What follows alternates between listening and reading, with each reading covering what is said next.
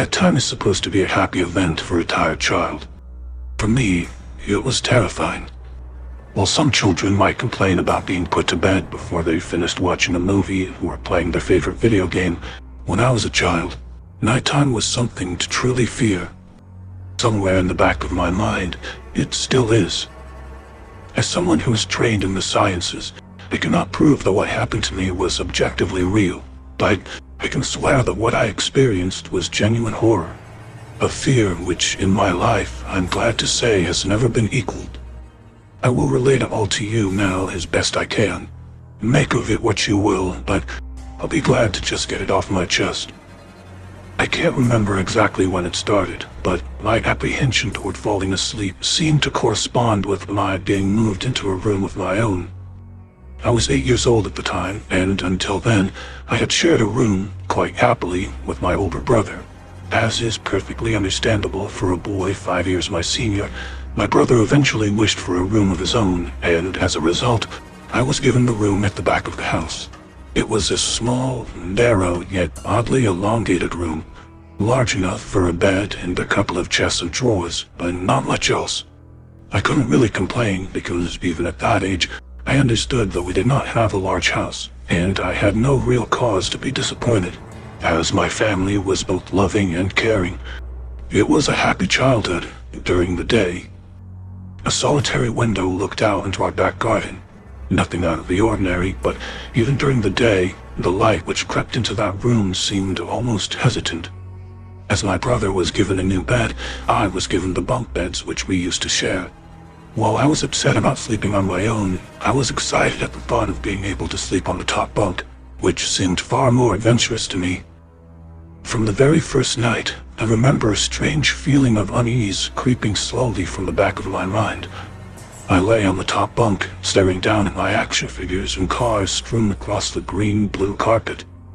As imaginary battles and adventures took place between the toys on the floor, I couldn't help but feel that my eyes were being slowly drawn towards the bottom bunk, as if something was moving in the corner of my eye. Something which did not wish to be seen. The bunk was empty, impeccably made with a dark blue blanket tucked in neatly, partially covering two rather bland white pillows. I didn't think anything of it at the time. I was a child, and the noise slipping under my door from my parents' television bathed me in a warm sense of safety and well-being. I fell asleep. When you awake from a deep sleep to something moving or stirring, it can take a few moments for you to truly understand what is happening. The fog of sleep hangs over your eyes and ears even when lucid. Something was moving. There was no doubt about that. At first, I wasn't sure what it was. Everything was dark, almost pitch black, but there was enough light creeping in from the outside to outline that narrowly suffocating room. Two thoughts appeared in my mind almost simultaneously. The first was that my parents were in bed because the rest of the house lay both in darkness and silence. The second thought turned to the noise, a noise which had obviously woken me. As the last of the cobwebs withered from my mind, the noise took on a more familiar form. Sometimes the simplest of sounds can be the most unnerving. A cold wind whistling through a tree outside, a neighbor's footsteps uncomfortably close, or, in this case, a sound of bed sheets rustling in the dark. That was it. Bed sheets rustling in the dark as if some disturbed sleeper was attempting to get all too comfortable in the bottom bunk. I lay there in disbelief, thinking that the noise was either my imagination or perhaps just my pet cat finding somewhere comfortable to spend the night. It was then that I noticed my door, shut as it had been as I'd fallen asleep. Perhaps my mom had checked on me and the cat had sneaked into my room then. Yes, that must have been it. I turned to face the wall, closing my eyes in the vain hope that I could fall back to sleep. As I moved, the rustling from beneath me ceased. I thought that I must have disturbed my cat, but quickly I realized that the visitor in the bottom bunk was much less mundane than my pet trying to sleep, and much more sinister. As if alerted to and disgruntled by my presence, the disturbed sleeper began to toss and turn violently, like a child having a tantrum in their bed. I could hear the sheets twist and turn with increasing ferocity. Fear then gripped me. not like the subtle sense of unease I had experienced earlier, but now potent and terrifying. My heart raced as my eyes panicked, scanning the almost impenetrable darkness. I let out a cry. As most young boys do, I instinctively shouted for my mother. I could hear something stir on the other side of the house, but as I began to breathe a sigh of relief that my parents were coming to save me, the bunk bed suddenly started to shake violently, as if gripped by an earthquake, scraping against the wall. I could hear the sheep below me thrashing around, as if tormented by malice. I did not want to jump down to safety, as I feared the thing in the bottom bunk would reach out and grab me, pulling me into the darkness. So I stayed there, white knuckles clenching my own blanket like a shroud of protection. The wait seemed like an eternity. The door finally, and thankfully, burst open, and I lay bathed in light while the bottom bunk, the resting place of my unwanted visitor, lay empty and peaceful. I cried, and my mother consoled me. Tears of fear, followed by relief, streamed down my face. Yet, through all the horror and relief, I did not tell her why I was so upset. I could not explain it, but it was as though whatever had been in that bunk would return if I even so much as spoke of it, or uttered a single syllable of its existence. Whether that was the truth, I do not know, but as a child, I felt as if that unseen malice remained close, listening. My mother lay in the empty bunk, promising to stay there until morning. Eventually, my anxiety diminished. Tiredness pushed me back towards sleep, but I remained restless, waking several times momentarily to the sound of rustling bedsheets. I remember the next day wanting to go anywhere, be anywhere but in that narrow, suffocating room. It was a Saturday, and I played outside, quite happily with my friends. Although our house was not large, we were lucky to have a long, sloping garden in the back. We played there often, as much of it was overgrown, and we could hide in the bushes, climb in the huge sycamore tree which towered above all else, and easily imagine ourselves in the throes of a grand adventure in some untamed exotic land. As fun as it all was, occasionally my eye would turn to that small window. Ordinary, slight, and innocuous. But for me, that thin boundary was a looking glass into a strange, cold pocket of dread. Outside, the lush green surroundings of our garden, filled with the smiling faces of my friends, could not extinguish the creeping feeling clawing its way up my spine, each hair standing on end. The feeling of something in that room, watching me play, waiting for the night when I would be alone, eagerly filled with hate. It may sound strange to you, but by the time my parents ushered me back into that room for the night, I said nothing.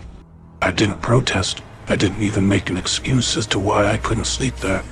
I simply and sullenly walked into that room, climbed the few steps into the top bunk, and then waited.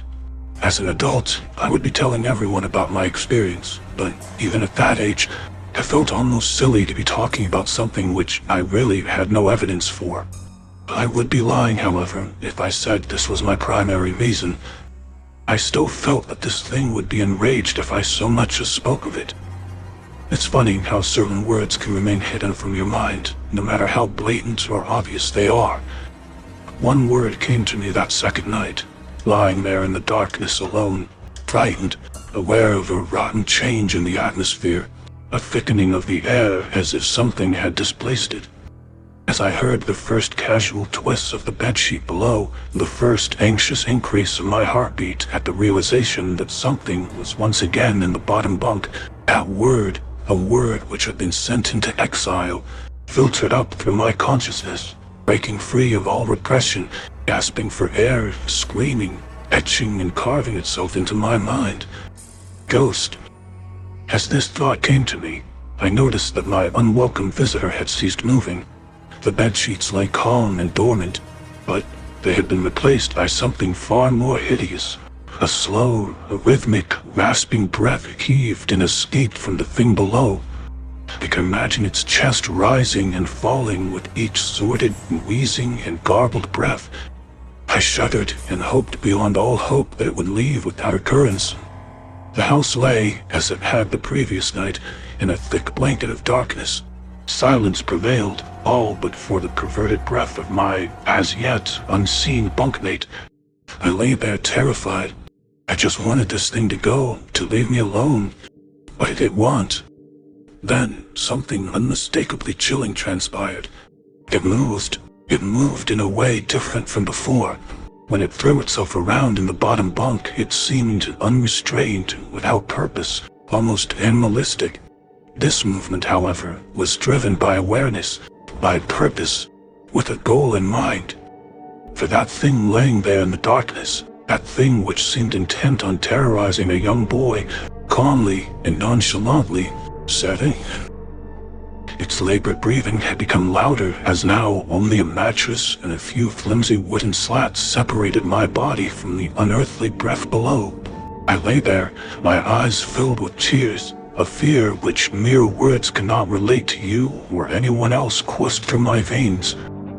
I would not have believed that this fear could have been heightened, but I was so wrong. I imagined what this would be like, sitting there listening from below my mattress, hoping to catch the slightest hint that I was awake. Imagination then turned to an unnerving reality. It began to touch the wooden slats which my mattress sat on. It seemed to caress them carefully, running what I imagined to be fingers and hands across the surface of the wood. Then, with great force, it prodded angrily between two slats into the mattress. Even through the padding, it felt as though someone had viciously stuck their fingers into my side. I let out an almighty cry, and the wheezing, shaking, and moving thing in the bunk below replied in kind by violently vibrating the bunk as it had the night before. Small flakes of paint powdered onto my blanket from the wall as the frame of the bed scraped along it, backwards and forwards. Once again, I was bathed in light, and there stood my mother, loving, caring as she always was, with a comforting hug and calming words which eventually subdued my hysteria. Of course, she asked what was wrong, but I could not say. I dared not say. I simply said one word over and over and over again. Nightmare. This pattern of events continued for weeks, if not months. Night after night, I would awaken to the sound of rustling sheets. Each time I would scream so as to not provide this abomination with time to prod and feel for me. With each cry, the bed would shake violently, stopping with the arrival of my mother, who would spend the rest of the night in the bottom bunk, seemingly unaware of the sinister force torturing her son nightly. Along the way, I managed to feign illness a few times and come up with other, less than truthful reasons for sleeping in my parents' bed, but more often than not, I would be alone for the first few hours of each night in that place. The room or the light from the outside did not sit right. Alone with that thing. With time, you can become desensitized to almost anything, no matter how horrific. I had come to realize that, for whatever reason, this thing could not harm me when my mother was present. I am sure the same would have been said for my father, but as loving as he was, waking him from sleep was almost impossible. After a few months, I had grown accustomed to my nightly visitor. Do not mistake this for some unearthly friendship. I detested the thing. I still feared it greatly, as I could almost sense its desire and its personality, if you could call it that. One filled with a perverted and twisted hatred, yet longing for me, or perhaps all things. My greatest fears were realized in the winter. The days grew short, and the longer nights merely provided this wretch with more opportunities. It was a difficult time for my family. My grandmother, a wonderfully kind and gentle woman, had deteriorated greatly since the death of my grandfather. My mother was trying her best to keep her in the community as long as possible. However, dementia is a cruel and degenerative illness, robbing a person of their memories one day at a time. Soon she recognized none of us, and it became clear that she would need to be moved from her house to a nursing home. My grandmother had a particularly difficult few nights, and my mother decided that she would stay with her. As much as I loved my grandmother and felt nothing but anguish at her illness, to this day, I feel guilty that my first thoughts were not of her, but of what my nightly visitor may do should it become aware of my mother's absence. Her presence being the one thing which I was sure was protecting me from the full horror of this thing's reach. I rushed home from school that day and immediately wrenched the bedsheets and mattress from the lower bunk, removing all the slats and placing an old desk and a chest of drawers and some chairs which we kept in the cupboard where the bottom bunk used to be. I told my father I was making an office, which he found adorable, but I would be damned if I'd give that thing a place to sleep for one more night. As darkness approached, I lay there knowing my mother was not in the house. I did not know what to do. My only impulse was to sneak into her jewelry box and take a small family crucifix, which I had seen there before. While my family was not very religious, at that age I still believed in God and hoped that somehow this would protect me. Although fearful and anxious while gripping the crucifix under my pillow tightly in one hand, sleep eventually came, and as I drifted off to dream, I hoped that I would awaken in the morning without incident. Unfortunately, that night was the most terrifying of all. I woke gradually. The room was once again dark. As my eyes adjusted, I could gradually make out the window, the doors, the walls, and some toys on the shelf. And even to this day, I shudder to think of it. For there was no noise, no rustling of sheets, no movement at all. The room felt lifeless. Lifeless, yet not empty. The nightly visitor, that unwelcome, wheezing, hate-filled thing which had terrorized me night after night, was not in the bottom bunk. It was in my bed. I opened my mouth to scream, but nothing came out. Utter terror had shaken the very sound from my voice. I lay motionless. If I could not scream, I did not want to let it know I was awake. I had not yet seen it. I could only feel it. It was obscured under my blanket. I could see its outline, and I could feel its presence, but I dared not look. The weight of it pressed down on top of me, a sensation I will never forget. When I say that hours passed, I do not exaggerate. Laying there motionless in the darkness, I was every bit a scared and frightened young boy. If it had been during the summer months, it would have been light by now, but the grasp of winter is long and unrelenting, and I knew it would be hours before sunrise, the sunrise which I yearned for. I was a timid child by nature, but I reached a breaking point, a moment where I could wait no more, where I could survive under this intimately deviant abomination no longer.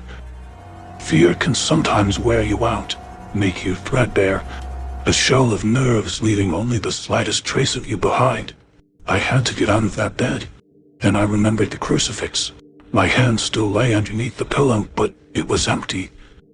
I slowly moved my wrist around to find it, minimizing as best I could the sound and vibrations caused, but it could not be found.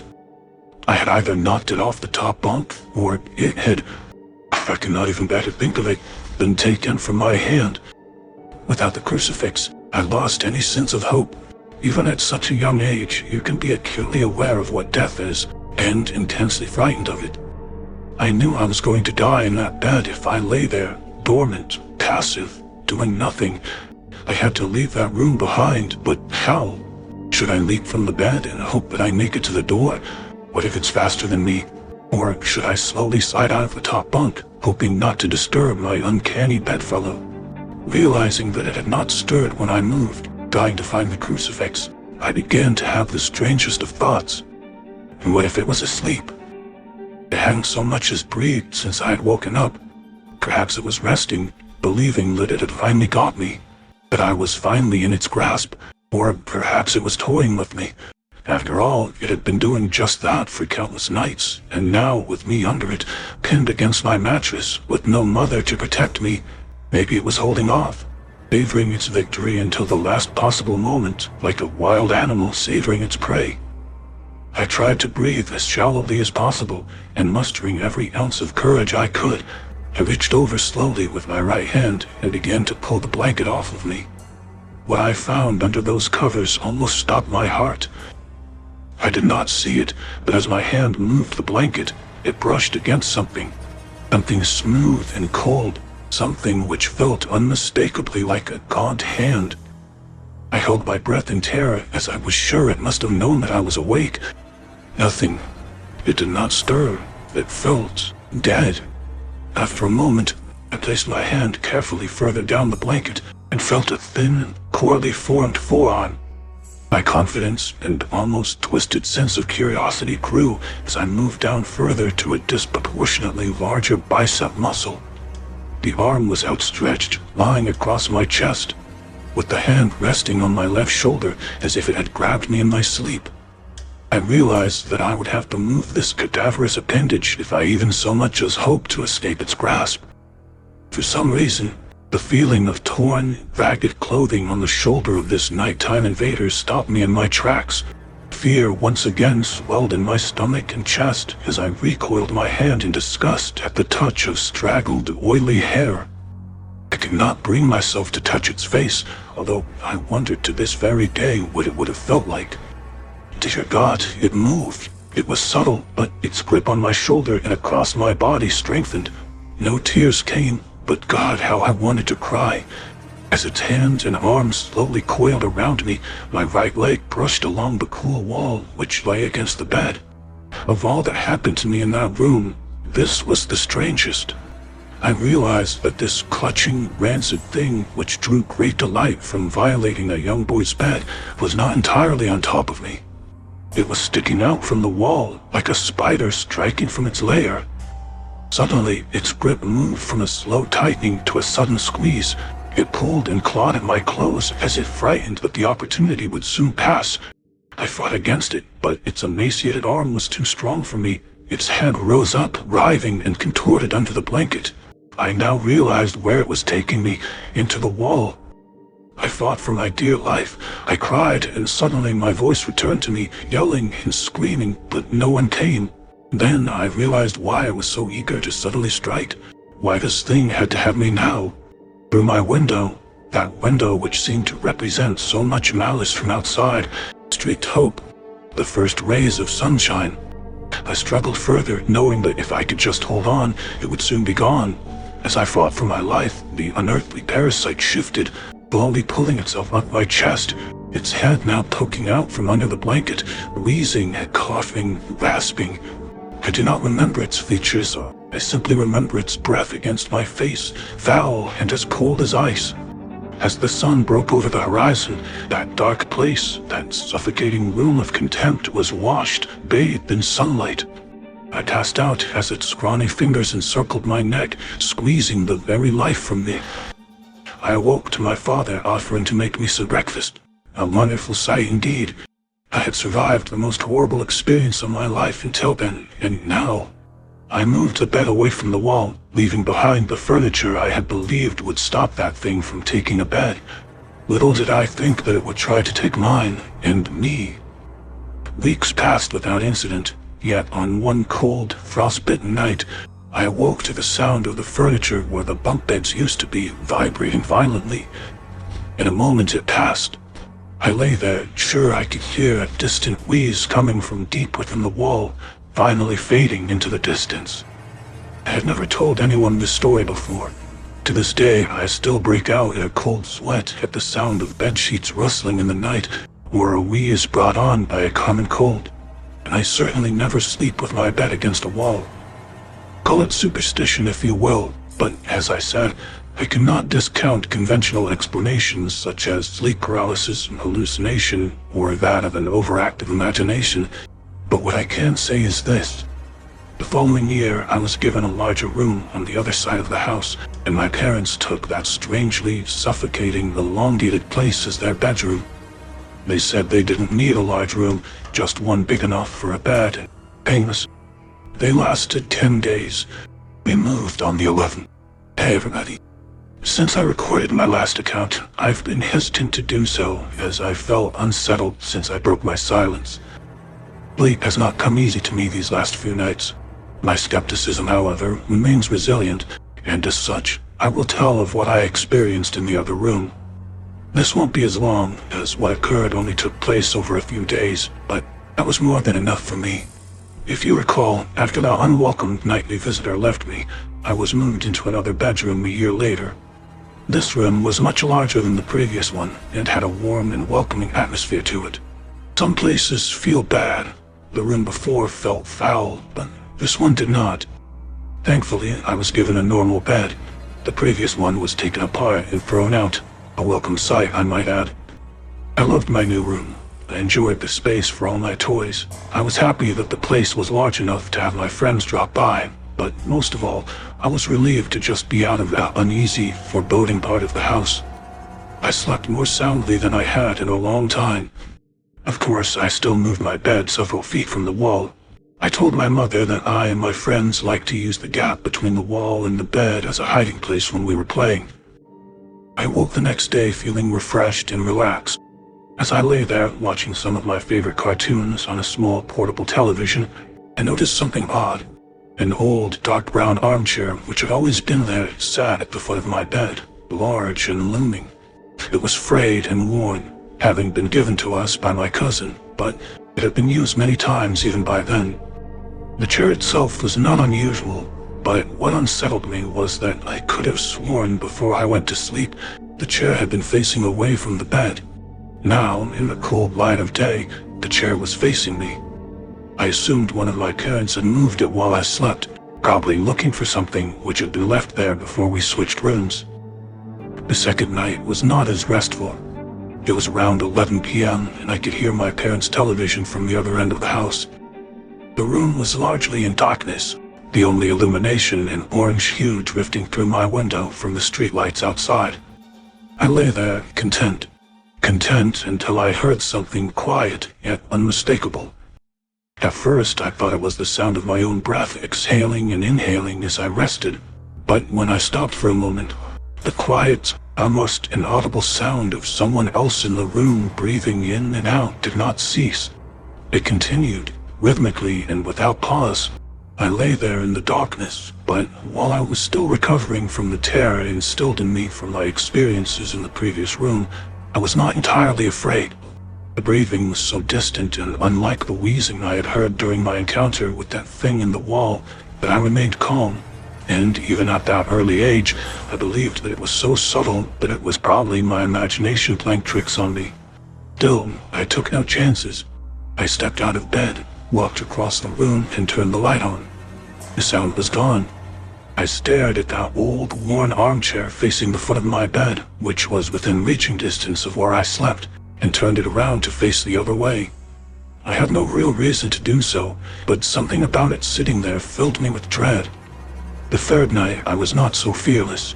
Again, I awoke in darkness. I stared up at the ceiling, which seemed to happily absorb the dim orange light from the street. The tree outside my window swayed in a calm breeze, casting a strange collection of improbable moving shadows across the room. I could hear nothing but the long and distant hum of the city's night traffic. Just as I began to drift back into sleep, I heard it. A creak from the bottom of my bed, as if something had moved, or shifted its weight on the floor. I raised my head, peering through the darkness, but saw nothing strange. Everything sat as it had done throughout the day. Nothing was out of place. I cast my gaze across the room. Some comics on the floor, a few boxes which had to still be unpacked. The armchair unmoved, still facing away from the bottom of my bed.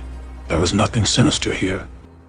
I was now fully awake, glancing over at my television, considering whether or not to enjoy some late-night TV.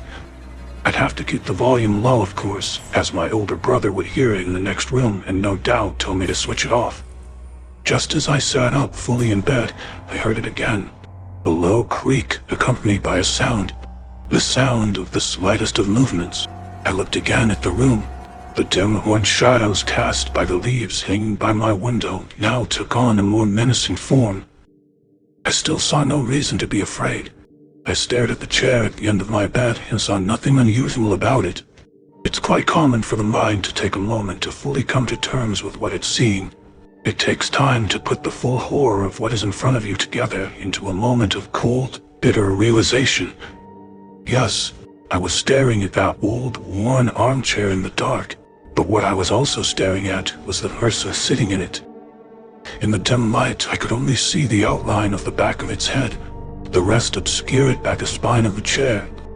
I sat motionless, staring, praying, hoping that my eyes were being misled by their surroundings. The slow creak of movement as it shifted in its battered throne chilled me to my very core. This was no mere trick of the dark. Then, it shifted onto its right side. I knew what it was doing. It was turning around to look at me. It was difficult to make out, for even in that room it seemed darker than everything around it. I saw what looked like a collection of long fingers slip over the crest of the chair. and then another. The room was silent, but for the sound of this thing shuffling in its seat and the crash of my racing heart. At first, I could only make out the outline of its forehead, but then it began to rise up, revealing 2 pinpoints of light in the dark recesses of its deeply set eye sockets. It was staring at me. I screamed, and within a moment my brother and mother came into the room, switching the light on, asking if I had another bad dream. I sat speechless, barely acknowledging them, staring intently at the now empty armchair. I was only in that room for another few days before we suddenly moved. I saw nothing for the remaining nights, except for my last sleep in that room, where I awoke to the warm air of something breathing into my ear. I jumped out of bed, turned the light on. The slow, rhythmic breath of something unseen remained louder than before. I spent the rest of that night on the couch in the living room. 2 years later, I slept soundly in my bed in our new house. There had been no other incidents, and I was sure I had left behind whatever strangeness had plagued me in that little, average suburban home. I was, however, left one parting gift. My tormentors, and, in my opinion, the watcher in that armchair was a different entity than the thing in the elongated room, had one last surprise in store for me. Like an animal claiming its territory, I was not entirely out of their grasp. For one last, terrifying moment, I felt the presence of those things.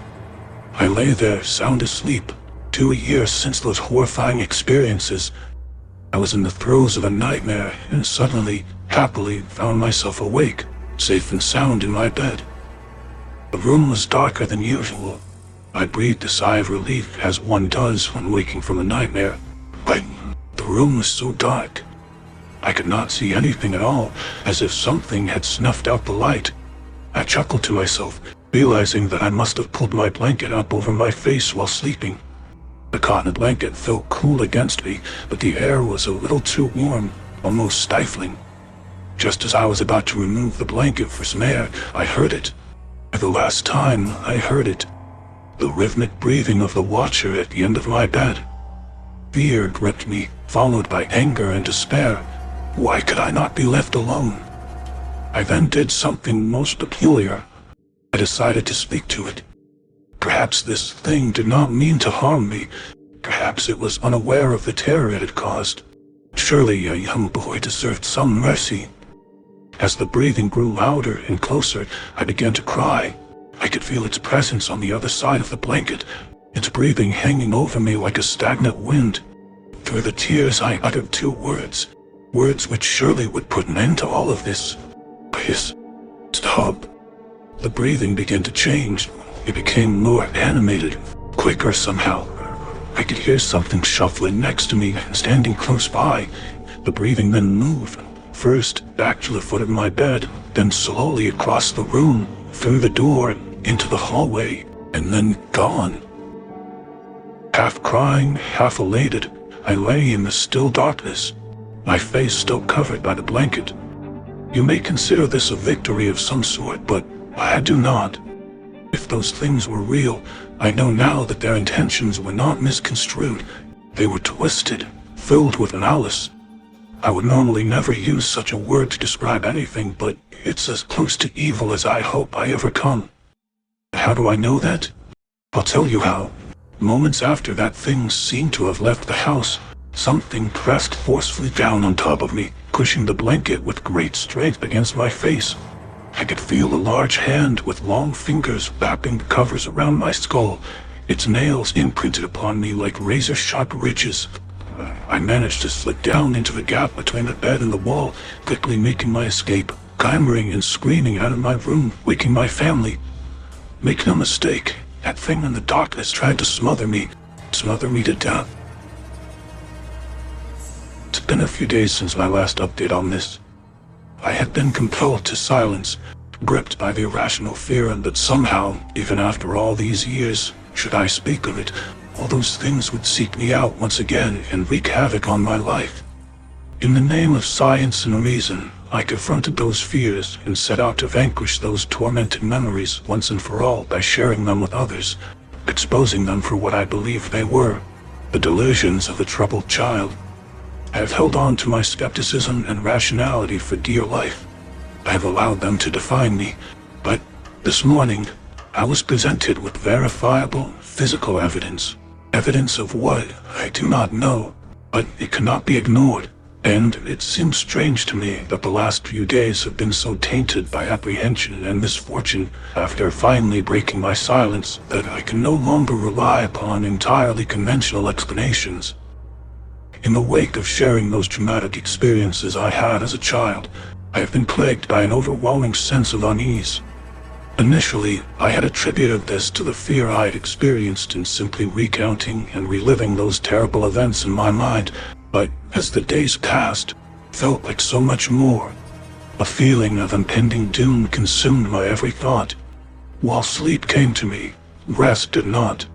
Each morning I awoke, my nerves on edge, as if deprived of sleep for an age. Nothing overtly frightening happened during the first few nights. No visitation, no unwelcome bedfellows, no wheezing breaths reaching out from deep within my bedroom walls, but I had that distantly familiar feeling of not being alone. Do not misunderstand, I did not sense someone in my room with me. I did not hear, smell, or feel anything remotely supernatural, but throughout my days and nights, I have sensed something subtle, almost on the periphery of my awareness. The feeling that something is on its way, something is coming, like the first few stagnant blasts of air from a subway tunnel, heralding the arrival of a lurching, unstoppable monstrosity, surprising yet expected. My sense of unease grew with each passing day, pushing its way under my skin, deep into my mind like some form of cancerous infection. I tried to focus my attention on various writing projects in a vain attempt to fill my mind up to the brim with other thoughts, hopefully leaving no room for those contaminated memories, but those thoughts came to me nonetheless. My anxiety gained momentum until I could think of nothing else. I had to do something. I had studied psychology for years at university. With this, I knew that anxiety is often the result of a loss of control, and that one of the most effective ways to combat it is to empower oneself. This is what I intended to do. Call it foolhardy, but I was going back to that place, that house where those terrible events took place. I was going to confront those memories and expose them for what they were, nonsense. It was an hour's drive to my old home, but it was one filled with elation. I was confident, at ease, happy. I was in control now, and nothing was going to get in my way from showing that place I had feared my entire life was nothing but an average, humdrum, harmless little suburban house. Gleefully negotiating the country roads and then motorway, finally I made it to the city. Gradually, the streets began to take on a familiar appearance. Memories of playing in that neighborhood came flooding back to me. A play park with my favorite slide, an ash pit where we used to play football, my schoolyard filled with hide and seek and friendships long since abandoned but never forgotten. My mind wandered to those memories, wandered so much so that before I realized it, I was pulling into the street where I once lived. The road was long and disappeared far into the distance, finally entering into a sharp blind turn. It was an old neighborhood, and had been planned and built long before the advent of the car. This was evident by the narrowness of its roads, creating a strangely claustrophobic feeling, as if the houses on each side rose up, leering at passers-by. I slowed my speed and cast my eye over each house that I passed. It was a uniform place, with every house looking not too dissimilar. My heart suddenly began to beat faster as a cold chill crawled up my spine. There it was. It was the house. It was late afternoon, and the street was quiet, almost lonely. I stared at that little place, wondering how such an ordinary home could have instilled so much fear in me. I initially intended to only look at the house from afar, confirming it to me as a material construction, entirely explicable and removed from anything uncanny. But as I parked, I took a deep breath, and before I knew it, I was out of my car, walking towards that old metallic gate. Its once bright floral shapes now darkened by age, flaking deep green paint, revealing nothing but rust beneath. I ran my fingers over its uneven top, and with a subtle grasp, I pushed it open. Walking along the path, I was shocked at how disused the garden was. I thought to myself how much of a waste of a good lawn it was, which was all but obstructed by a thick mosaic of weeds and other invasive species. But as I neared the house, I realized why. It was unoccupied. Once again, a shudder crept through me, but as my anxiety rose up, I crushed it with my rational mantra. The simplest of explanations is usually the correct one. I assumed that due to the current economic climate, that the house had probably just been on the market for some time, and that the owner wasn't too aware of the old sentiment that the first bite is with the eye.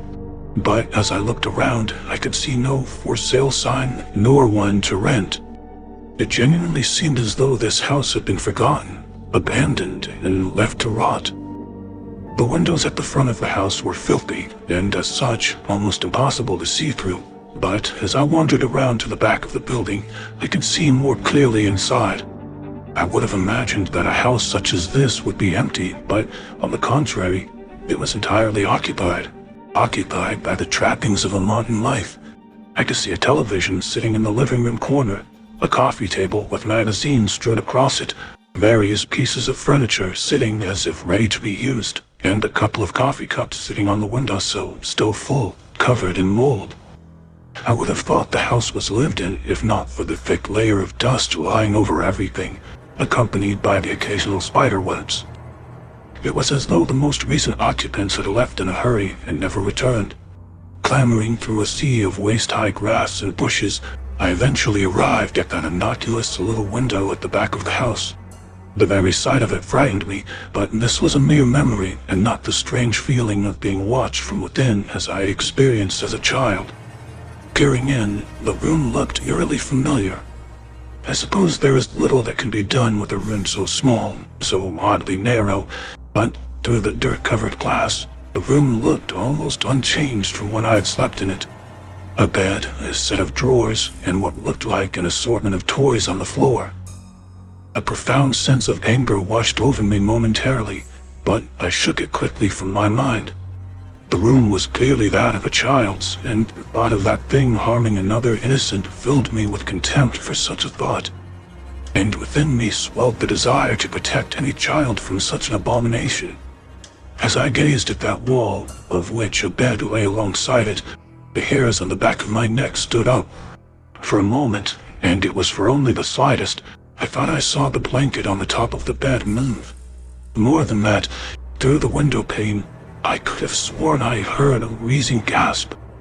Closing my eyes tightly, I repeated another scientific mantra. Science does not owe its debts to imagination. Opening my eyes, I saw nothing but an empty bedroom. No foul spirits, no unearthly things. Just a room, no more, no less. I breathed a sigh of relief, as if all was well with the world for the first time in many days.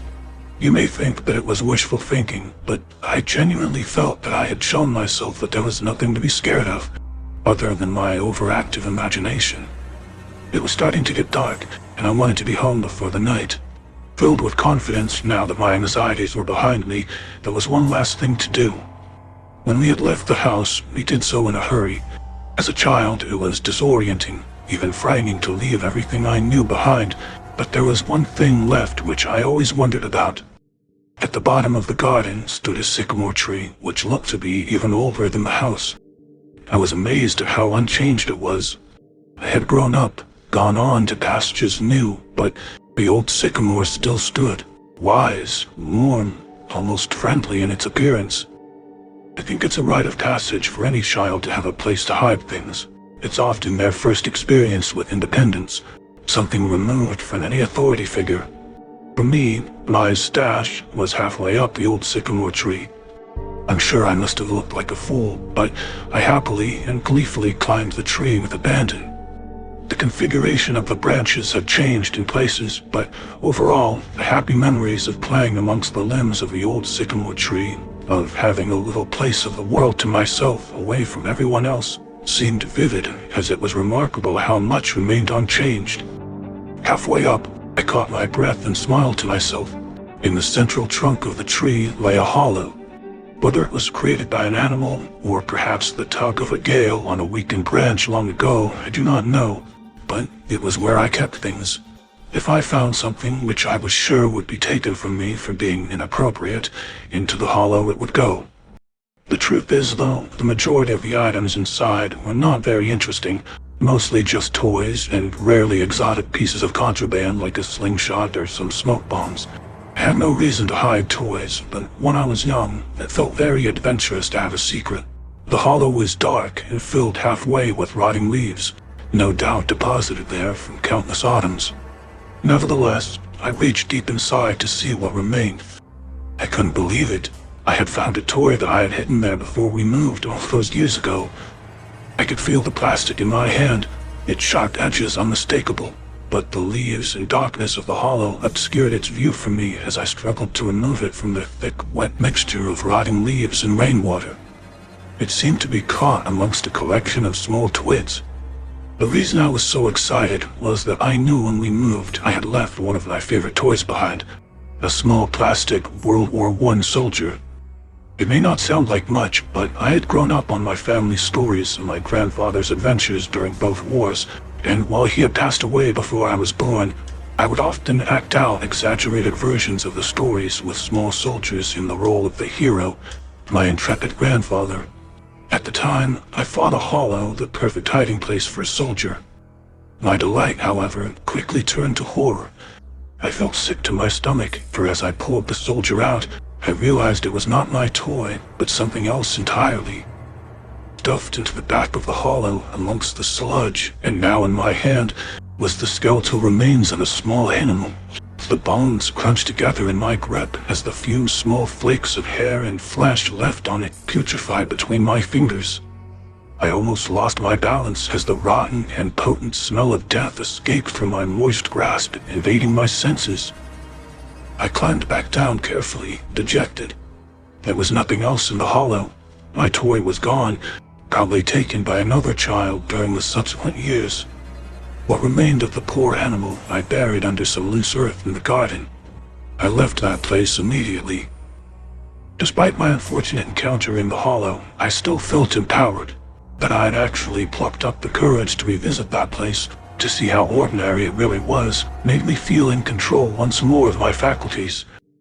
I did not, at the time, require anything more than a conventional explanation. I said goodbye to the old neighborhood, to that bad memory once and for all, and began to make my way home. By the time I had driven onto the highway, something had begun to filter through the back of my subconscious. At first, I disregarded it, dismissing it as my imagination, but as the sun shone its last and dipped below the horizon, I sensed the growing of a compulsion in me, an idea which seemed to have been born and nurtured for no good reason, no rationale, no sound casual footing, but one which had to be followed at all cost. I must get home. I increased my speed, zipping sporadically between the slower cars on the motorway, looking in the rearview mirror, keeping an eye on what might be following. I had to get home. Again, I drove faster, constantly looking behind as if racing some unseen pursuer. 70, 80, 100 miles per hour, I tore along the road. I honked, I yelled, and sweat lashed off of me. What was happening to me? All I knew was that I just had to get home. White-knuckled, I finally made it off the freeway and onto the country roads which had led directly to my town. The roads were narrow and wound around the now bleak and ominous countryside. Darkness seemed to blanket the road in front of me. I turned my high beams on and breathed a sigh of relief to see a bright light again. The manic anxiety which had seemed to grip me on the road appeared to have diminished. However, I still glared into the rearview mirror more often than I should have, just to make sure that there was nothing following me. What a ridiculous thought, to think of something chasing my car, to put myself and others in danger by speeding down the road. Madness. Still, madness or not, I had felt compelled to get away as quickly as possible, and even though I had managed to collect my nerves, the loneliness of the road I was on fueled my yearning for my own town, my own streets, my own bed. Nervously, I traversed the web-like winding roads which seared through the countryside, feeling relieved at the first sign of a streetlight, of civilization, and of the boundaries of my town.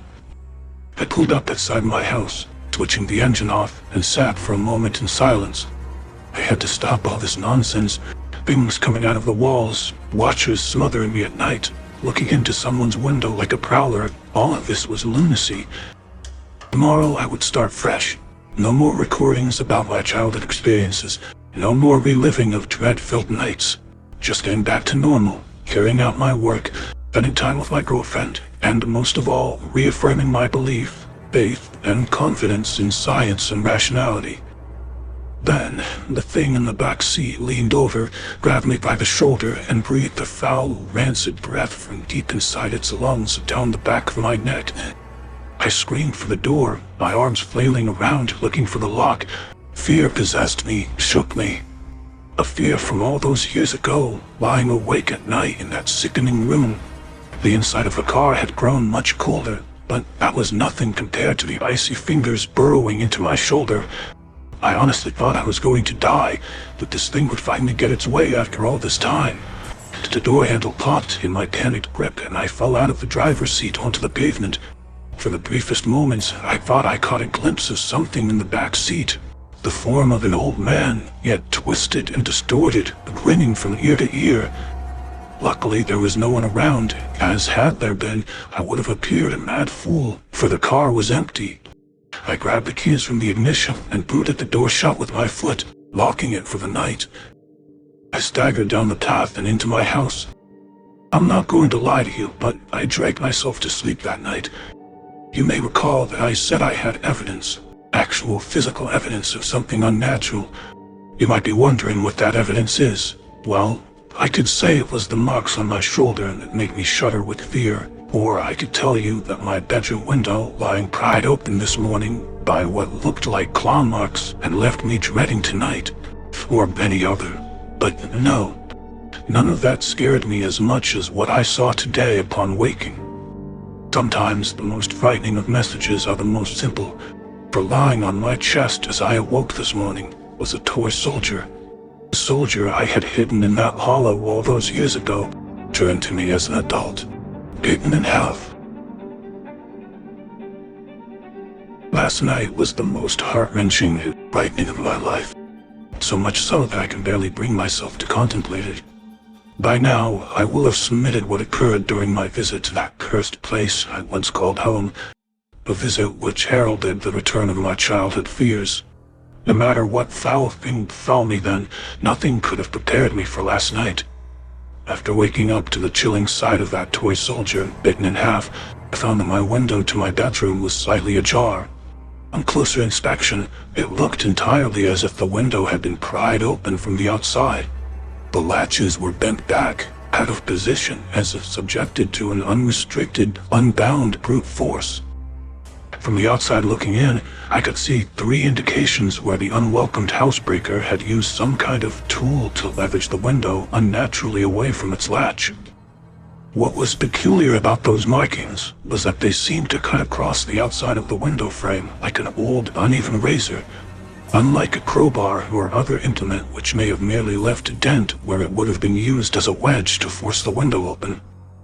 Nothing had been stolen, and I attempted to rationalize the markings on the window as human-made, and not claw-like as they appeared to be. The toy soldier returned to me so violently, I cannot explain. My heart sank at the very thought of it. I knew it was a message, but it seemed to me to be more of a twisted joke, announcing the arrival of my childhood predator, rather than something to be puzzled over or interpreted. I spent the morning checking out each room of my house and its contents. Nothing was missing. I could only hope that whatever that fiend had been in the backseat of my car that previous night, that it only wished to frighten me one last time and then be on its way. Perhaps its reach would be weakened so far from my childhood bedroom. It is all too easy for any sane person to persuade themselves that a traumatic event is something more benign, but in this instance, I could not. That broken toy was not a mere joke, but a promise that it would return to what I did not wish to know. My thoughts naturally tumbled inwards and back to those terrifying nights I had as a child. I was now reintroduced to the apprehension of bedtime, the longing for the day, and the anxiety of night. Like an old and restless enemy, my fear grew throughout the day, festering inside of me, leading to strange and ominous thoughts about the consequences of unwittingly bringing that thing home. Do not misunderstand me. My fear was not simply for my own safety. As a child, I believed my nightly visitor was transfixed and consumed by wanting me, but I did not feel that my loved ones were in any danger. This, however, had changed. I did worry. This time, I did feel nothing but fear for my loved ones, because, you see, I do not live alone. My girlfriend and I moved in together over 2 years ago. I have caused enough damage now that I do not wish to speak her name and will simply refer to her as Mary. Mary and I had a happy existence, and in fact, we were very, very much in love. This coming Christmas morning, I was going to propose to her, but that beautiful moment has now been bitterly taken away from me by that rancid abomination. I knew that Mary would be home that evening. She works in events and promotions, and as a result, is often away from home for days at a time, traveling around the country, coordinating various conferences and exhibitions. I do not complain about this, and she and I both know that I am a solitary character, and that the odd days of solitude normally do me good, allowing me to dive headlong into my writing, absorbing each and every word undisturbed. Despite this, I always miss her, and with the events of the past week, reliving those torturous nights and then allowing them to return, I had missed her far more. She arrived around 6 p.m. I greeted her with a smile, a warm embrace, and a passionate kiss.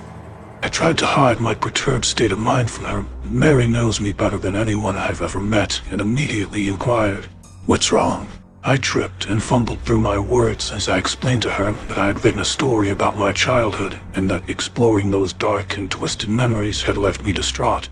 Mary has an incredibly caring nature, and she immediately laid her suitcase and bags on the floor, sat me down on our couch, and with her soft and gentle way, asked me to talk about the whole ordeal. But I couldn't mention this thing, this wretch which had now found its way to our home, an invisible and twisted invader which had been led there by my chaotic curiosity. At the time, I felt that she would think me mad, but now I wish I had told her the truth. If there's one thing more damaging to a relationship than a lie, it's a half-truth. Not because it is deceitful, but because it is a corruption of the truth, perverted and abused to suit the teller's needs. I told her my half-truth. I told her about my story, that of the thing in my narrow room and the watcher at the end of my bed, but that is where the truth ended and the lie began. I deliberately and deceitfully mentioned that it was of course just my imagination as a child, and neglected to talk of my experiences of returning to that house. Knowing that she would see the damaged window latch and claw marks, I spun my web as I told a grand tale about waking up to a burglar attempting to break into our house and having to chase them away. I was quite the hero. I lied to her, and she showed me great sympathy and kindness for my deception. I was embarrassed by the truth then, and I am ashamed of my lie now. If I had been truthful, then perhaps we could have faced this menace together, but instead, that thing took advantage of my dishonesty and put a wedge between us. The events of last night desecrated the most important thing in the world to me. Nighttime arrived in all of its bleakness, and was unwelcome. I lay in the darkness, waiting. Mary was sound asleep next to me, each breath a soothing reminder of companionship. But, despite my growing aversion to loneliness, I would have no sleep that night. I knew from experience that when my uninvited guest would show itself, it would do so with subtlety, increasing its grip on me with each visitation, as if requiring time to build up its strength, a leech feeding on my fear. My nerves kept me on edge, which fought back the oncoming onslaught of sleep admirably. In the end, though, biology won, and as my bedside clock lumbered towards 4 a.m., sleep took me. The relaxing blanket of nightly oblivion, anxiety washed away, my worries a distant memory, sinking deeper into the soft mattress below, and finally into a long-sought-for rest. Sleep, no matter how deep, is rarely all-encompassing. For as I hovered over the cusp of a dream, something began to bother me, something invasive, yet distant. I slowly opened my eyes and allowed them to adjust to the darkness. Mary lay soundly asleep, and I calmed myself by listening to her breathing in the night. Inhale was followed by exhale. Again and again, rhythmically, hypnotically, I began to drift towards sleep once more. But no, there it was, something else, distinct yet undefinable. It was distant, out of the way, almost obscured or smothered, as if coming from behind something. I strained my ears in an attempt to define it, but it was all too quiet. I remained in the bed for several more minutes, but with each passing second, that almost inaudible sound grated on me like broken glass on a raw nerve. Sleep was now abandoned, and with much frustration, I decided to reluctantly investigate the source of the noise. I sat up in the bed and listened intently. It was unlike any other sound I had ever heard. Quiet, low, but as my mind adjusted to the noise, I slowly began to piece its nature together. It was most certainly obscured by something, but the closest thing I could relate it to was a repetitive murmur. I heard something similar previously when I was a child, visiting my grandmother at a nursing home, a place which had left an impression on me, seeing the wandering residents confused and of a fractured mind, meandering around the grounds like lost inmates, murmuring repetitively to themselves of days gone past, repeating nonsensical phrases and words. This is what it reminded me of, a continuous stream of indecipherable words uttered by someone in the throes of confusion. I turned to check on Mary, watching her chest rise and fall with each breath. Assured that she was undisturbed, I left the bed. As I stood up, I recognized immediately that the murmuring was louder. While dark, I had left the light on in the hall, as I always do, which crept under the door and allowed me to view the room in a dim but visible way. I looked around to see if anything was out of place, but the room appeared as expected. My mind ambled back to that night as a child in the second room, when noises could be heard from some unseen yet ever-present menace. I took a step forward, and as I did so, the noise once again grew in volume. While I was still at a loss in deciphering the words, I could now hear the character of the voice.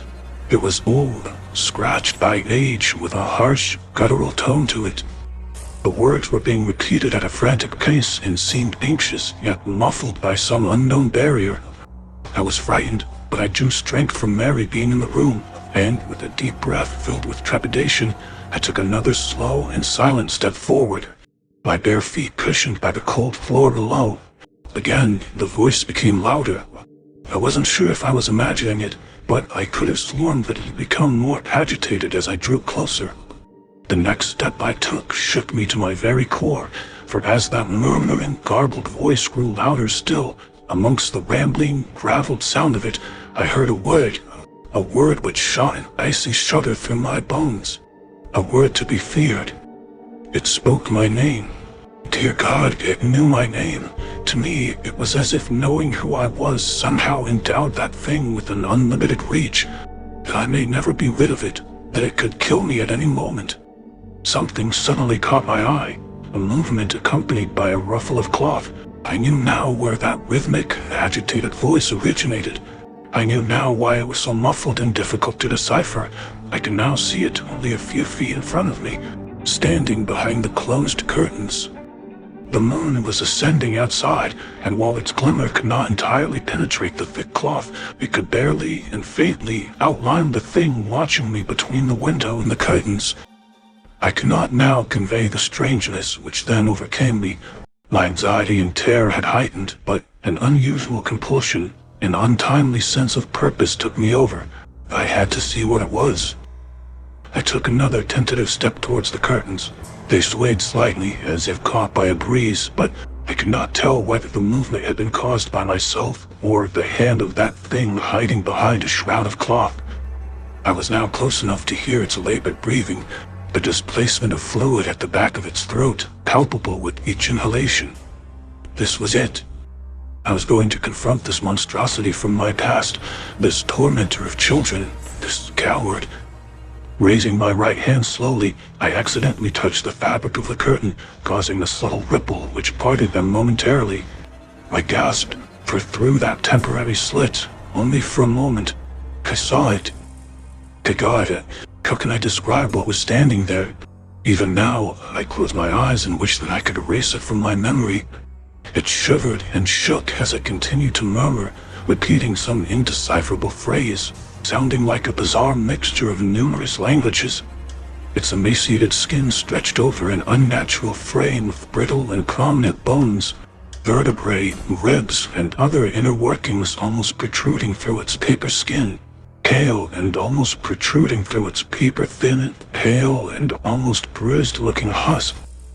As malnourished as it appeared, the stomach was distended in places, and its bony appearance did nothing to diminish the feeling that it was capable of exerting itself with brute, perverted force on any of its victims. Sickness swelled in my stomach. A tainted, offensive smell filled the air, and as it murmured and whispered in the darkness through what sounded like broken, fractured teeth, I could not help but feel pity for this wretch, quivering in the night as if a victim of a long starvation. I quickly came to my senses and realized that this thing was not to be pitied, but feared. Not to be understood, but exposed. It was not shivering because it was cold. It was shaking with excitement, like a drug addict anticipating their next dose. Standing there, contemplating what I had just seen between the curtains, I once again prepared myself to remove its shrouded cloth protection and to reveal it for what it was. As I once again raised my hand to draw the curtain, something caught my attention.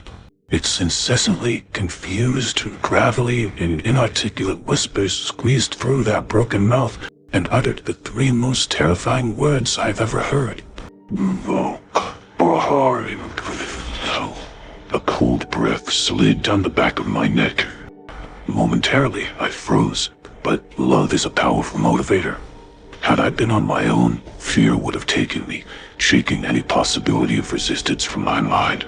But with Mary sleeping soundly in the same room as that thing, shielding someone I loved from that wretch was my only thought. I turned around slowly, and as I did so, I could hear it wheezing, gasping, groaning for air. I caught it turn. I could smell its breath. The stench of death hung in the air, plague-like and foul. Then I heard another voice. It was not that horror in the darkness, but Mary. She let out a scream that startled and distressed me to my very core, a scream which will haunt me for the rest of my days. I turned quickly and laid eyes on it, but it wasn't behind me. It was on the bed. It writhed and rasped, wheezing in delight, its bones fine, purred with the anguish of countless years, protruding through a ragged, torn piece of cloth which hung loosely over its torso, in a vain attempt to appear almost human. But was it enough? And in my stifling hand, I sprung forwards towards it, grabbing, heading, and pulling at that finger every ounce of my strength. Its loose skin slipped from my hands. It squeezed and forced Mary's face into her pillow with me. As its other limbs barged and contorted, tearing at her nightdress, Mary's screams were muffled by the pillow as I began to fear that she was being suffocated. I shouted, I yelled, I pleaded with them to leave her alone, to take me, to do anything alone, but that only served to animate the foe to even greater depths of depravity. It was hurting her, cutting her, my beautiful Mary. Suddenly, it stopped attacking her, but it still kept one of its brittle, gangly, and gaunt, yet weighted hands on the back of Mary's head, pushing her face further into the pillow. I had my hands around its putrid neck, trying as best I could to strangle the beast, but my efforts were in vain. Its scrawny frame belayed its overpowering strength. I watched in sickly disbelief as it began to run its cadaverous fingers through Mary's hair, slowly and almost with affection. I could now hear the twisting and cracking of bone, the popping of cartilage, the snapping of tendons. Thank God it was not coming from Mary. I was now on its back with my arm wrapped around its throat and my chin rubbing against the abrasive skin of its shoulder. As its spine dug sharply into my stomach, it twisted its head in an entirely inhuman way. Its neck clicked and groaned under the strain with every arthritic movement, as if hindered by 1,000 years of rigor mortis. It was now looking at me. I have heard it often said of some people that they cannot see the forest through the trees, but now I truly appreciate that sentiment. So close was I to its black, icy stare that I could not take in its surrounding features. I increased my grip. I swore, I screamed, I would have torn its throat out if I could, But it was all in vain as it continued to run its scrawny fingers through Mary's hair nonchalantly while looking at me.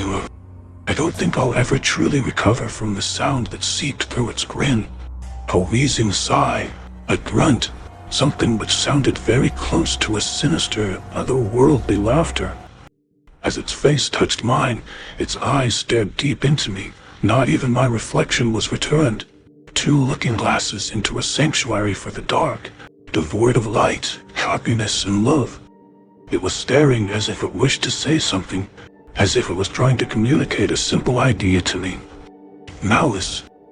With a retching, stuttered, and violent movement, it tore an entire fist of hair from Mary's head, leaving behind an open wound. Then it was gone. Mary did not scream, she merely whimpered.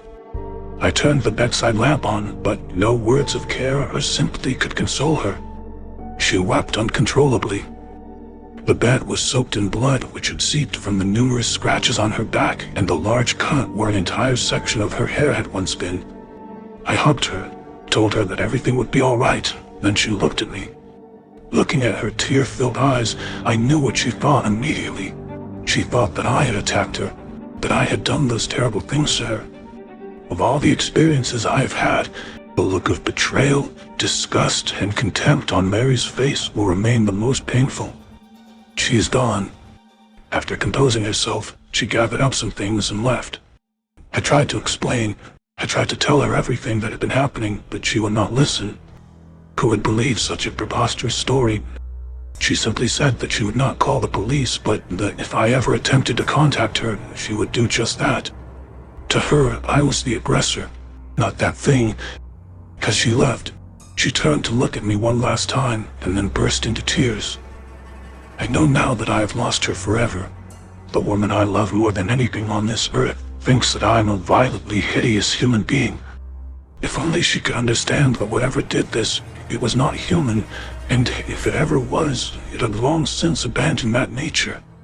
It was 5 a.m. when Mary left. It's 9 a.m. now.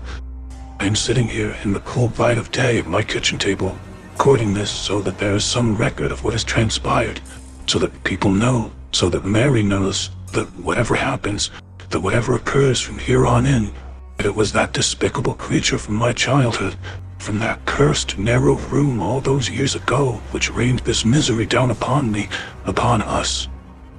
I must now dispense with the sentiment. I could easily sit here mourning the loss of my relationship with Mary, or I could allow myself to be overcome with fear, to do nothing. But that simply will not do. I can hear the laughter of my neighbor's children outside. At different stages in my life, I remember that same feeling of joy and happiness from something as simple as playing with friends, or climbing a tree, or kissing the woman you love, or even drifting off to sleep at bedtime to dream of what could be, in the safety of a happy family home. Memories, only memories. I fear I will never experience that happiness again. This thing has broken me.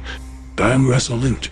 Whatever that hideous wretch has in store, whatever it desires to do with me, I will not allow that thing to harm another person, or to invade another child's life as it did mine all those years ago. There isn't much time now, before it gets dark, before it returns. My plans are made, and with any luck, we will succeed. And I wish I could say we will speak again, but I think that is unlikely. I hope you understand what must be done. It's tonight. I'm going to kill it. I was released by the police less than 2 hours ago, and I'm compelled to record the events of the past day and night as quickly and accurately as possible. In some ways, I want to forget, but I know that I cannot. I know that I should not. For my own sanity, I must divulge what has happened. It is far too important. Should I ever allow myself to be swayed by the mechanical, rational nature of the world once again, these words should serve to remind me what is unseen is both mysterious and frightening. After Mary left, I knew that I had lost her forever, but rather than be consumed by depression and inaction, I was invigorated by one purpose, by one thought, by one idea that I knew I had to carry out. I had to destroy that thing, for I could not allow the chance that it may one day hurt my loved ones or desecrate the innocence of another child. I also knew that I faced death, but feeling that I had already lost everything, that was a small price to pay. It is said that revenge is a dish best served cold, but having waited my entire adult life to be rid of this thing, its memory and the shadow that is cast upon me, I met the proposition of killing this fiend, this corrupt and perverted force, with a smile on my face. That night it would be dead, even if I had to drag it to hell with me. Busying myself for the next few hours, I packed a bag and wrote a letter to Mary and my family explaining what had happened and that they weren't to blame. I phoned my mother and father, then my brother, just to hear their voices one last time.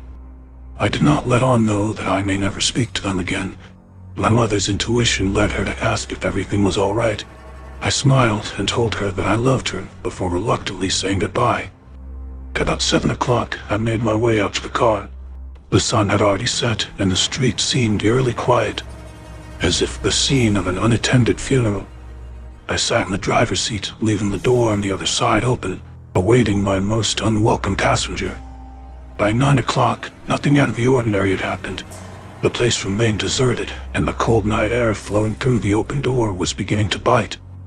As I sat there, contemplation echoed through my mind. I ruminated on the nature of this cadaverous parasite. One question rose out of the sea of bots, towering above all else, unmoving and continuous. Can you kill something which is already dead? I did not know if this was a thing of the grave or some unworldly specter which could be considered alive in some way, but just as I was reevaluating my plan, there it was. It was subtle at first, but there was a small, almost indistinguishable shift in the suspension of the car. It was in the car with me. Unseen, yes, but there nonetheless. As I heard the slightest of whispered breaths from the back seat, I leaned over and calmly closed the passenger door. I turned the key in the ignition, and as I pulled out of the street, I could have sworn I heard a quiet yet distinctly malicious snicker, as if someone was mocking me. Did it know what I had planned for it? Our destination was not far, but the roaming hills rose up and diminished with regularity, a stark reminder of the ominous isolation of night. Occasionally on the way, I could hear something from behind, but I refused to look for that thing in the dark. Patience. It would not be long before I would confront it. The irony hit me. I was worried about scaring off the same thing which had terrified and tortured me as a child. I had to be resilient, and so I drove carefully and calmly through the countryside, swamped by darkness, hoping that my unearthly passenger would not suspect me. I arrived. The wheels of the car struggled and slid on the undergrowth as I headed off the narrow country road. The landscape had opened up. As I looked at the broken and rotting trees around me, I felt that it was fitting to come to this bleak place in the cold night to destroy that bleakest of things. The land suddenly came to an abrupt end. A cliff etched out from an old quarry, looking deep into the black waters of the lake below. The cliff edge was relatively flat, and had in fact at one time housed a road which had subsided into the lake decades earlier. The local kids would tell stories about vengeful ghosts of those killed, but they were just stories. And perhaps they weren't. In the past, I would have disregarded such tales, but who would believe mine if I told it to them now? I switched off the engine and parked several meters away from the cliff edge, switching off any lights and composing myself for what would come. I sat in the car for what seemed like a lifetime, the only company given to me by the occasional splash of water against the cliff below. I waited. This thing was smart, of that there was no doubt. It had toyed with me, relishing the pain and torment it had caused as only something of a coldly frozen intellect could. For this reason, I knew it would suspect me, and perhaps even flee if I brought the car too close to the cliff's edge. I had to wait for it to attack, let it feed, let it revel and gorge itself on me. Perhaps then it would not notice as I slowly plunged the car into that dark, icy water below. I was going to drown the bastard. I had appraised the potential consequences in my head, and reasoned that there would be a moment, a singular moment, where I would have a slim opportunity to escape from the car just before it reached the edge. Mary and I used to go there occasionally, a place to be together away from everything else, and it did not look as dark during a summer's day. I therefore had the place in mind and knew it well. The drop was at least 30 feet to the depths below, and I did not want to be in that car as I hit the water, nor trapped inside with that abomination. I waited. Then I heard it. Slowly at first, then increasing in rate and volume. A rasping, wheezing breath from behind. Strangely, it sounded more labored than before. Each breath a struggle, filled with fluid, rotten and decayed. A shiver ran up my spine. A rank, foul smell began to fill the air. The breath drew closer from behind. My heart began to race, beating hard and fast as I looked up and saw the windscreen begin to ice up from inside. I could see my breath. I turned slowly. I was staring at it, and it at me, hunched over, covered in darkness, contorted, gaunt hands seized as if fighting rigor mortis. It slowly moved towards me. One bony leg cracked and groaned as it slid over me. It pulled itself in close to me, and through a shard of light provided by the moon, I saw its face. Skin hung from its ragged features. Glassy eyes stared deep into me as its grin spread through its face, unnaturally wide as the result of its half-rotten flesh, exposing the muscle, broken teeth, and sinews of its rancid smile beneath. Pulling closer, it opened its mouth, revealing a wet and putrid tongue, which could be seen through parts of its missing jaw. Wheezing, breathing heavily, a foul stench which stung my eyes and filled my mouth. It stopped for a moment, and then cackled to itself, happy and content. Staring into its icy cold eyes, it gave the impression of an afflicted and increasingly weak old man. It was still incredibly strong, but it seemed as though it had lost some of its potency. Perhaps leaving that elongated room had somehow affected it. Its long, protruding fingers caressed my face, and then, as a show of intent, it stuck one of them deep in my shoulder. I screamed as it bent and twisted inside of me, the rotting fiend moving its finger to cause the maximum amount of damage and pain as it could. With my free arm, I turned on the ignition, and though my shoulder was still pinned to the seat, I managed to fight through the pain, put the car into gear, and took off as fast as I could. The creature flailed and screamed. It attempted to climb movingly into the back seat, but I held on with all my strength. The thoughts of what it did to Mary enough to fuel my rage. We raced towards the edge of the cliff, and I eyed the driver's door frantically. As we neared our icy plunge, I screamed in anger at its festering, rancid face and pushed it off of me. It scrambled into the back seat for dear life, as I scrambled for mine by unlocking the car door. It was too late. Car careened over the cliff face, and before I knew it, we hit the dark water, splitting the black, glass-like surface with tremendous force. I should have died then, but the airbag took the brunt of my impact, although I still managed to scrape my head across the doorframe. Dazed, I looked around. The sound that I heard coming from that thing was malformed yet familiar. The squeal of some demonic child soon gave way to the anguish and rage of an ancient intelligence which knew they had faced almost certain death. The water was frozen and poured through the now twisted open car door with such force that it winded me. I gasped for air as my unwilling prey now did. It writhed and twisted as it looked for an exit. Spying the open door, it pulled itself through the water towards me. I curled up my fist and smashed it into the thing's face. Pieces of rotten flesh flaked off under the impact as dark black liquid oozed from the resulting wound. Again it attempted to get past, and I knew that to keep it in the car long enough to drown, that I would have to die with it. I felt numb as the frozen water slipped over my chin. My heart struggled against the cold, and with a sudden surge, I was submerged and had breathed my last. I held my breath, but only to compose and ready myself for an icy, suffocating death. I hoped that it would not be painful. My thoughts returned to Mary and my family. An all-consuming sense of sadness and despair overcame me. But as I struggled with that thing trying to get past me and through the door, grabbing and flailing with its arms, I looked down and saw it. Its leg was trapped between the seat and the floor by the impact of the fall, and although it could move, it could not leave. I turned immediately for the door. I could barely see but a foot in front of me in that black water, but there was enough moonlight to light my way. Just as I got to the door, the wretch grabbed hold of me and pulled me back to it. It had given up all hope of escaping, but it wanted to drown me with it. We fought for what felt like an age in that cold, bitter grave as the car slowly sank deeper and deeper into the darkness. I could now feel my body pleading with me to take a breath, to exhale my last gasp of air and then inhale the frozen water. I'm happy to say that I used my wits to get out of such a terrible fate. Orientating my body, I pushed my feet against the dashboard with enough force to at last escape its slippery grasp. I do not remember much else, bar the anguished and hateful scream that my tormentor let out as I left it to die at the bottom of that icy lake. I found myself walking through the wilderness, cold, wet, but alive. The wound in my shoulder slowed me down, but I kept the bleeding at bay by applying pressure with my other hand. It took me 2 hours to walk home, and I'm amazed that I did not collapse from exhaustion or hypothermia.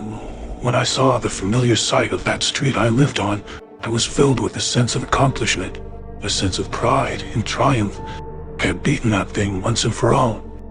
That is, until I went inside my house and found a trail of large, wet footprints leading from the front door to my bed. Disbelief took me, despair so sharp and overwhelming that I am unable to convey it with mere words. It was lying in my bed, waiting, a white sheet covering its emaciated body from sight. The human mind is a wonderful thing. Just as you believe your body has reached a level of exhaustion that it cannot recover from, that your emotions are so frayed that you feel you cannot continue, a thought springs as if miraculous from a weary mind.